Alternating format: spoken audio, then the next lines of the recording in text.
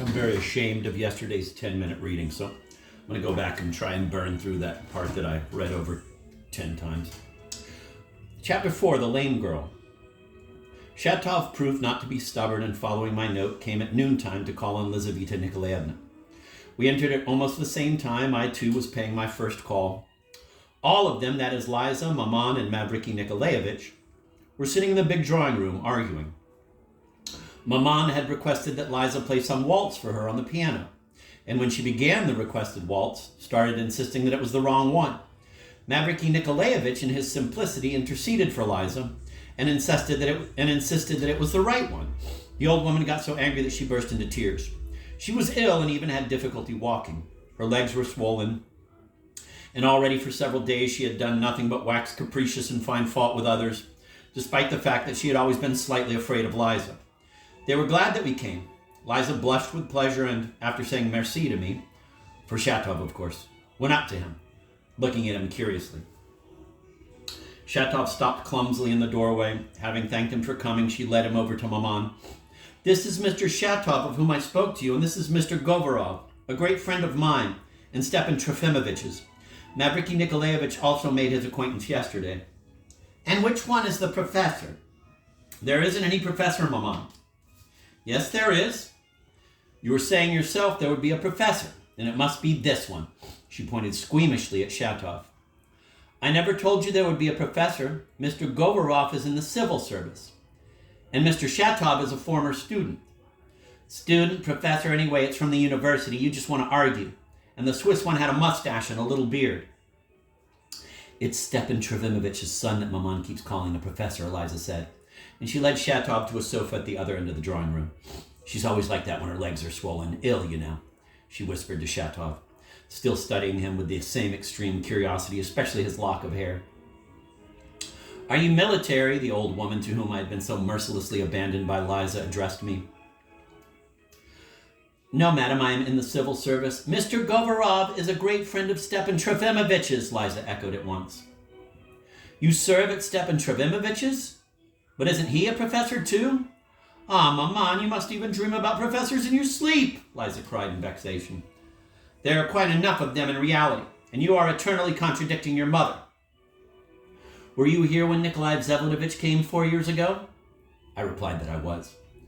"And was there some Englishman here with you?" "No, there wasn't." Liza laughed.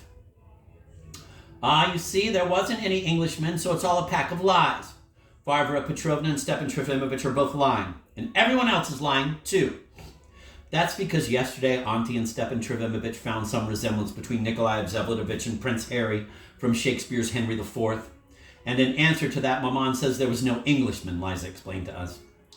"If there was no Harry, then there was no Englishman either. Nikolai Vsevolodovich was playing pranks all by himself." "I assure you that Maman does it on purpose." Liza found it necessary to explain to Shatov. "She knows perfectly well about Shakespeare. I myself read her the first act of Othello, but she's suffering very much now. Maman, do you hear? It's striking 12. Time for you to take your medicine." "The doctor is here." A chambermaid appeared in the doorway. The old woman raised herself and began calling her dog. "Zemerka! Zemerka! You come with me at least." The nasty little old dog Zemerka did not obey and hid under the sofa where Liza was sitting. "You don't want to? Then I don't want you either. Goodbye, dearie. I don't know your name." She turned to me. "Anton Lavrentievich." "Well, it makes no difference. It goes in one ear and out the other. Don't see me out, Mavriky Nikolaevich. I was only calling Zemerka. Thank God I can still walk by myself, and tomorrow I shall go for a drive." She angrily walked out of the drawing room.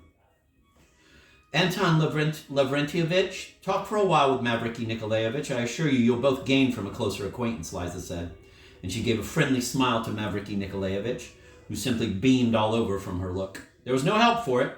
I was left to talk with Mavriky Nikolaevich.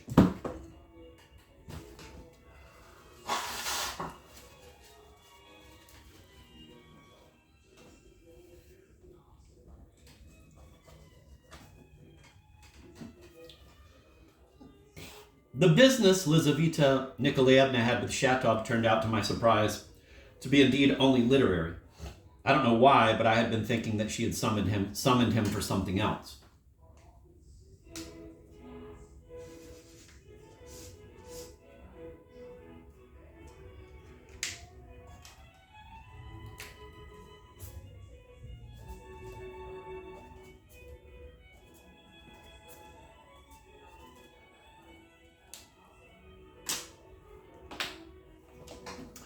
The business Lizaveta Nikolaevna had with Shatov turned out to my surprise to be indeed only literary. I don't know why, but I had been thinking that she had summoned him for something else. We, that is, Mavriky Nikolaevich and myself, seeing that they were not concealing anything from us and were talking quite loudly, began to listen. Then we, too, were invited to join the council.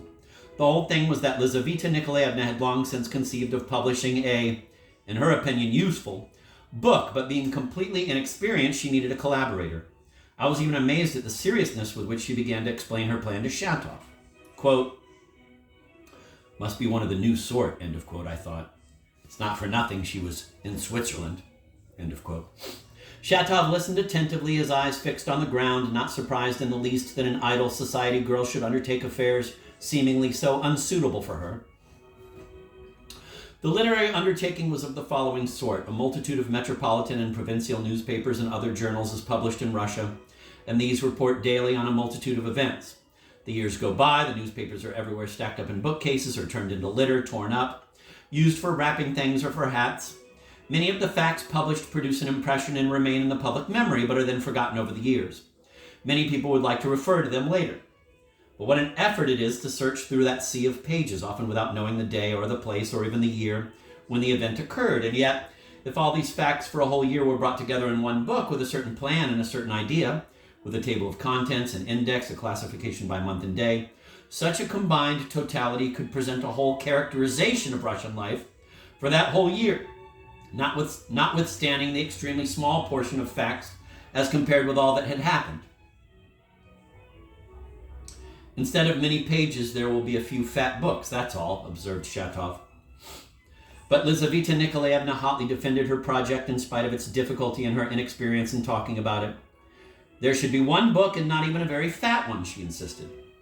But even supposing it were a fat one, still it would be a clear one, because the main thing was the plan and the way the facts were presented. Of course, not everything was to be collected and reproduced. Government decrees and acts, local directives, laws. All facts of that sort, though important, could be entirely omitted from the proposed volume. A great deal could be omitted, and the choice could be limited only to events that more or less expressed the personal moral life of the people, the personality of the Russian people at a given moment. Of course, anything could be included: curiosities, fires, donations, all sorts of good and bad deeds, all sorts of pronouncements and speeches, perhaps even news about flooded rivers, perhaps even some government decrees as well, but with the choice only of those things that portrayed the epoch. Everything would be included with a certain view, a direction, an intention, an idea throwing light on the entire whole, the totality. And finally, the book should be interesting even as light reading, to say nothing of its being an indispensable reference work. It would be, so to speak, a picture of the spiritual, moral, inner life of Russia over an entire year. Quote, everyone would want to buy it. The book should become a household item, end of quote. Liza kept affirming. Quote, I realize that the whole thing depends on the plan, and that is why I'm turning to you, end of quote, she concluded. She was quite flushed, and though her explanations were obscure and incomplete, Shatov began to understand. So the result would be something with a tendency, a selection of facts with a certain tendency, he muttered, still without raising his head. Not at all. There's no need to select with a tendency. There's no need for any tendency. Just impartiality. That's the only tendency. But there's nothing wrong with a tendency, Shatov stirred. And it's impossible to avoid. As soon as at least some selection reveals itself, the selection of facts will in itself indicate how they are to be understood. Your idea isn't bad.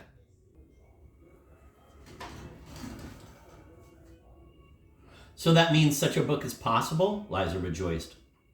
We'll have to see and think. It's a huge matter. One cannot invent something all at once. Experience is necessary. Even when the book is published, we'll still hardly know how to publish it. Maybe only after many trials. But the idea is nearly there. A useful idea. He finally raised his eyes, and they even shone with pleasure, so interested he was. Did you think it up yourself? He asked Liza, gently and as if bashfully. But it's not hard to think it up. It's the plan that's hard, Liza smiled. I don't understand much, and I'm not very smart. I only pursue what is clear to me. Pursue? Maybe not the right word? Liza inquired quickly. It's a possible word, never mind.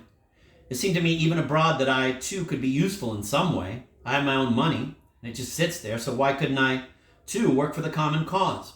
Besides, the idea came somehow suddenly. The idea came somehow suddenly by itself. I didn't sit thinking it up. And I was very glad when it came. But I saw at once that I couldn't do it without a collaborator because I don't know how to do anything myself.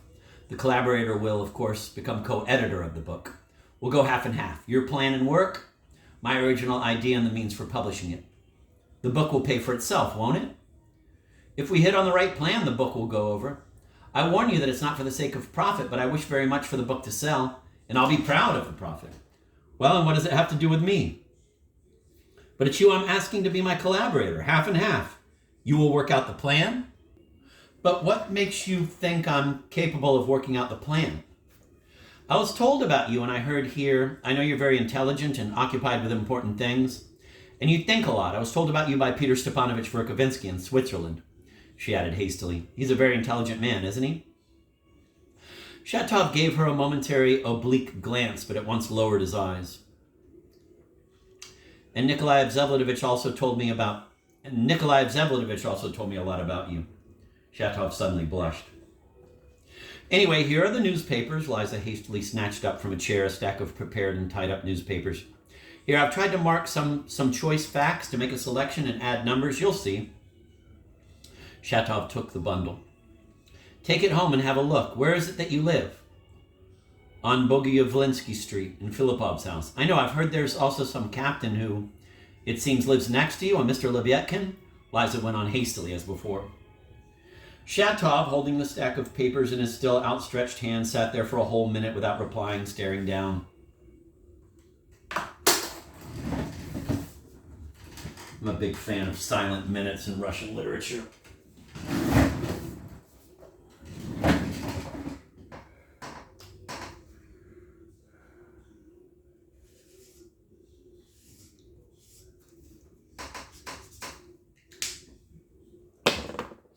Shatov, holding the stack of papers in his still outstretched hand, sat there for a whole minute without replying, staring down. Why don't you choose someone else for this business? I won't be of any use to you, he said finally, lowering his voice somehow terribly strangely, almost to a whisper. Liza blushed. What business are you talking about? Mavriky Nikolaevich, she cried. That letter, please. I went up to the table together with Mavriky Nikolaevich. Look at this, she suddenly turned to me, unfolding the letter in great agitation. Have you ever seen anything like it? Please read it aloud. I want Mr. Shatov to hear it too. With no little astonishment, I read aloud the following epistle. To the perfection of the young Miss Titian. Dear lady, Elizaveta Nikolaevna, oh, what a lovely vision is Elizaveta Titian, when she flies side saddle with her relation and her locks share the wind's elation, or when with her mother in church she bows and the blush of reverent faces shows. Then matrimonial and lawful delights I do desire, and after her and her mother send my tear, composed by an unlearned man in an argument. Dear lady, I pity myself most of all for having not lost an arm at Sevastopol in the cause of glory, not having been there at all, but served the whole campaign managing vile provisions, considering it baseness. You are a goddess in antiquity, and I am nothing but have guessed about the boundlessness.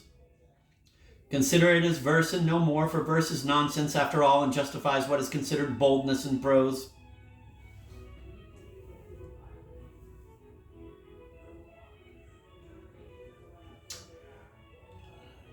I just think that's an interesting phrase. For verse is nonsense after all and justifies what is considered boldness in prose.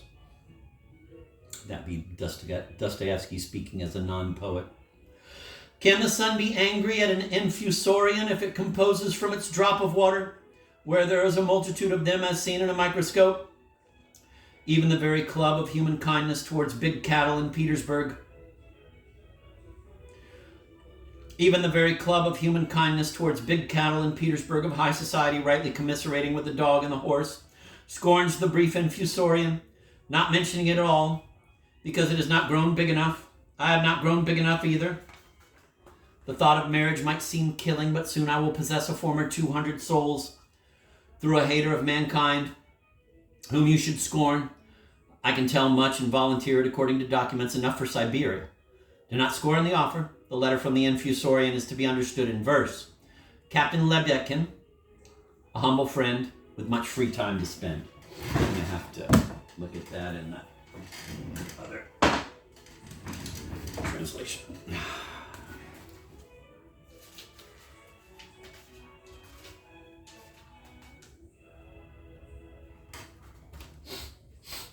Dear ma'am, this is McAndrew. Dear ma'am, more than anything, I am sorry that I did not gloriously sacrifice my arm at Sevastopol, in view of the fact that I did not happen to be there at all.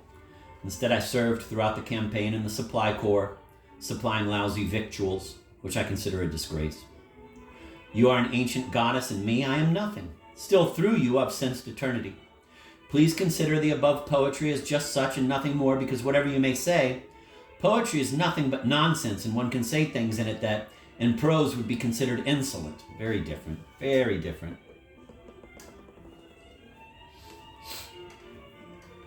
Would the sun get mad at an amoeba if it composed verses in the sun's honor from the drop of water in which it lives among many other amoebas? That is, if you look through a microscope. All right, that's enough. I'm going to go back to the Paveer Velikonski.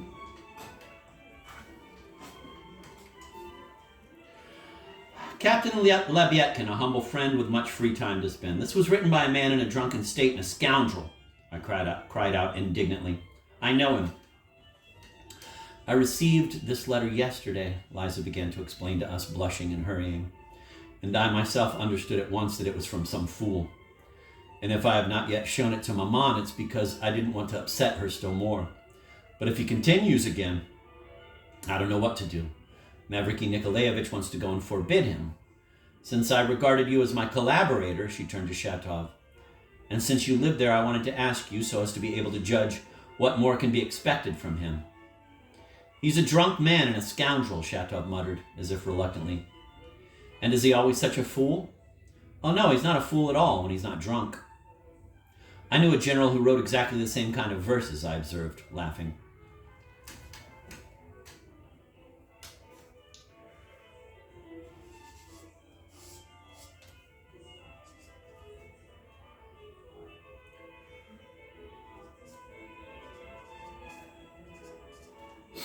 It's one of those things that'll be an eternal mystery, like why Dostoevsky thought it was important for Govorov to say, I knew a general who wrote exactly the same kind of verses.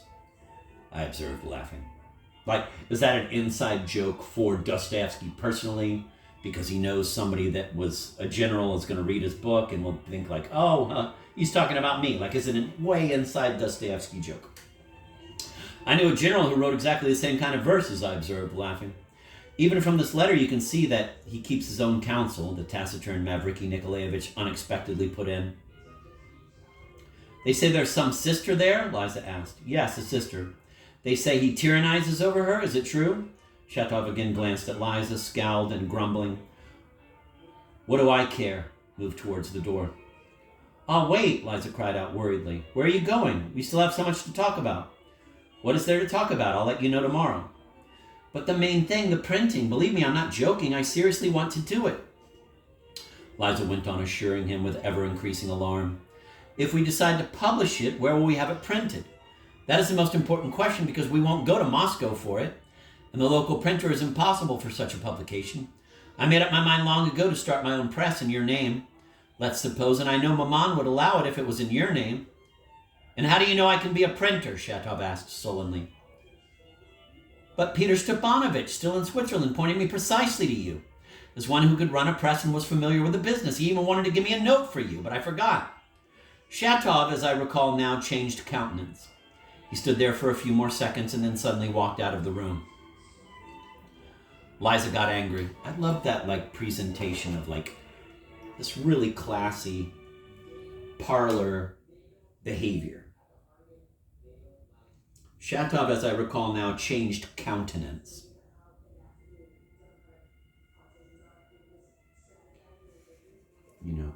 I don't know, there's a comfort in the opulence of the writing that makes you feel like you're in a ballroom, in a parlor or a salon. Shatov, as I recall now, changed countenance. He stood there for a few more seconds and then suddenly walked out of the room. Liza got angry. Does he always walk out like that? She turned to me. I shrugged, but Shatov suddenly returned, went straight up to the table and placed on it the bundle of newspapers he had taken. I won't be your collaborator. I have no time. But why? Why? You seem to have become angry, Liza asked in an upset and pleading voice. The tone of her voice seemed to strike him. For a few moments he studied her attentively, as if wishing to penetrate to her very soul. It makes no difference, he muttered softly. I don't want to. And he left for good. Liza was completely struck, somehow even excessively, or so it seemed to me. A remarkably strange man, Mavriky Nikolaevich loudly observed. Strange, certainly, yet there was in all this a great deal of obscurity. Something was implied in it. I decidedly did not believe in this publication. Then there was this stupid letter which all too clearly offered some sort of denunciation, quote, with documents, end of quote, which they all said nothing about and instead talked of something entirely different. Finally, there was this press and Shatov's sudden departure precisely because they began to speak of a press. All this led me to think that something had already happened here before me, of which I knew nothing. That consequently I was not wanted and that it was all none of my business. Besides, it was time to go. It was enough for a first visit. I went up to Lizaveta Nikolaevna to say goodbye. She seemed to have forgotten I was in the room and continued standing in the same place by the table, deep in thought, her head bowed, staring fixedly at one chosen spot in the carpet. Again, just beautiful stage direction. You know, Dostoevsky never wrote a poem, never wrote a play. Perfection. Ah, you too, goodbye, she prattled in a habitually sweet voice. Give my greetings to Stepan Trofimovich and persuade him to come to see me soon. Mavriky Nikolaevich, Anton Lavrentievich is leaving. I'm sorry Maman cannot come and say goodbye to you. I walked out and had even gone down the stairs when a servant suddenly overtook me on the porch. Love that too, that she had to go over to a servant and say, hey, go get that guy.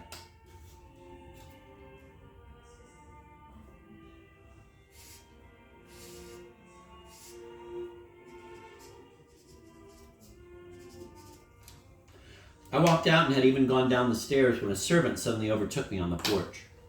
You know, nowadays he could have sent her a text message, but... Quote, my lady begs you very much to come back. I love that the servant doesn't have a name, because the servant, again, is back in those days just like having a cell phone. My lady begs you very much to come back. The lady or Lizaveta Nikolaevna? That's the one, sir. I found Liza no longer in that big drawing room. She was in the big drawing room. I found Liza no longer in that big drawing room where we had been sitting, but in the adjoining reception room. The door to the drawing room where Mavriky Nikolaevich now remained alone was tightly shut. Again, these very, very comforting scenarios, you know, or environments. Not really a scenario, because that just sounds like a scene, but these beautiful milieus, these beautiful environments. I found Liza no longer in that big drawing room where we had been sitting, but in the adjoining reception room. The door to the drawing room where Mavriky Nikolaevich now remained alone was tightly shut. I'm going to get a cookie. You want one? Yeah. You want ice cream? No.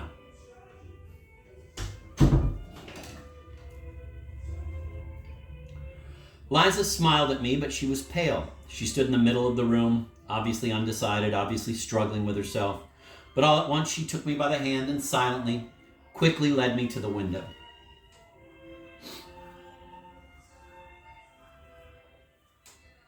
You know, like so much, like it's amazing how much is set up and the feeling of these scenes. You know, like it's really like a stage blocking. Because you not only know what's on the stage, you know what's behind the curtain. And behind the doors, and outside in the damn backstage hallway. I found Liza no longer in that big drawing room where we had been sitting, but in the adjoining reception room. The door to the drawing room where Mavriky Nikolaevich now remained alone was tightly shut. So, you know, you get this picture in your head of Mavriky Nikolaevich. He's over there, he's in that room. What's he up to? What's he doing? You have to picture him there. He doesn't just say the door to the drawing room where we all just were. No, he mentions Mavriky Nikolaevich, now remained alone. Liza smiled at me, but she was pale. She stood in the middle of the room, obviously undecided, obviously struggling with herself. But all at once she took me by the hand and silently, quickly led me to the window.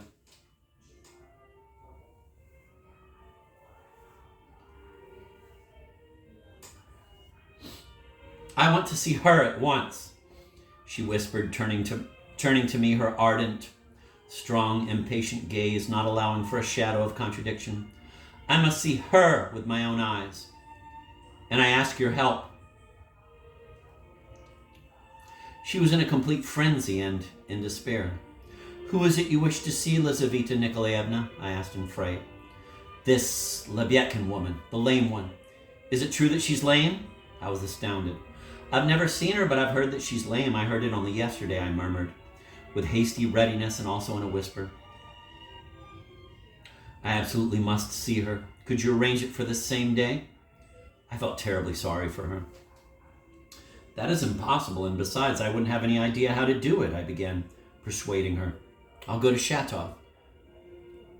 If you don't arrange it by tomorrow, I shall go to her myself alone, because Mavriky Nikolaevich has refused. I'm counting only on you. I have no one else. I spoke stupidly with Shatov. I'm sure you are a completely honest man and perhaps completely devoted to me. Only do arrange it.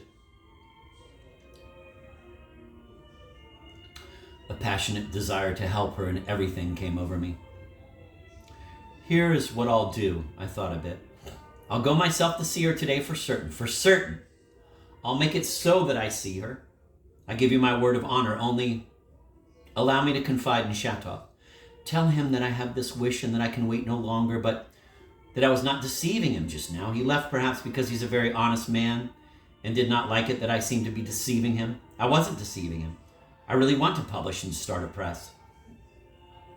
He is honest, I confirmed with fervor. However, if it doesn't get arranged by tomorrow, then I will go myself, whatever may come of it, and even if everyone finds out. I cannot come to you before 3 o'clock tomorrow, I observed, recollecting myself somewhat. At 3 o'clock, then. I guessed right, then, at Stepan Trofimovich's yesterday, that you were somewhat devoted to me? She smiled, pressing my hand in parting and hurrying to the abandoned Mavriky Nikolaevich. I left, oppressed by my promise and not understanding what had happened. I had seen a woman in real despair who was not afraid to compromise herself by confiding in a man who was almost a stranger.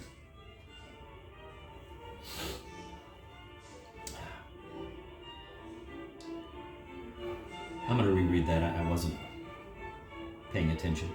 I left, oppressed by my promise and not understanding what had happened. I had seen a woman in real despair who was not afraid to compromise herself by confiding in a man who was almost a stranger.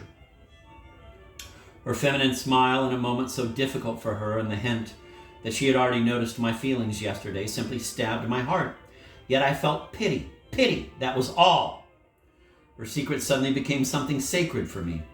And even if they had been revealed to me right then, I think I would have stopped my ears and refused to hear anymore. I only had a foreboding of something. And yet I had absolutely no idea how I was going to arrange anything here. What's more, even then I still did not know precisely what had to be arranged. A meeting, but what sort of meeting? And how bring them together? All my hopes lay in Shatov, though I might have known beforehand that he would not help with anything. But I rushed to him anyway.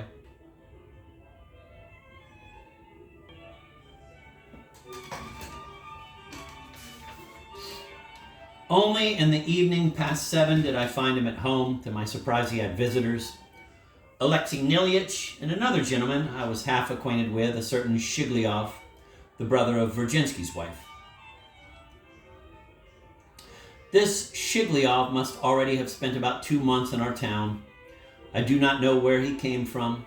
The only thing I had heard about him was that he had published some article in a progressive Petersburg magazine. Virginsky introduced us by chance in the street. Never in my life have I seen a more grim, gloomy, glowering face on a man. He looked as if he were expecting the destruction of the world. This is a fantastic description of someone's face. Never in my life have I seen a more grim, gloomy, glowering face on a man.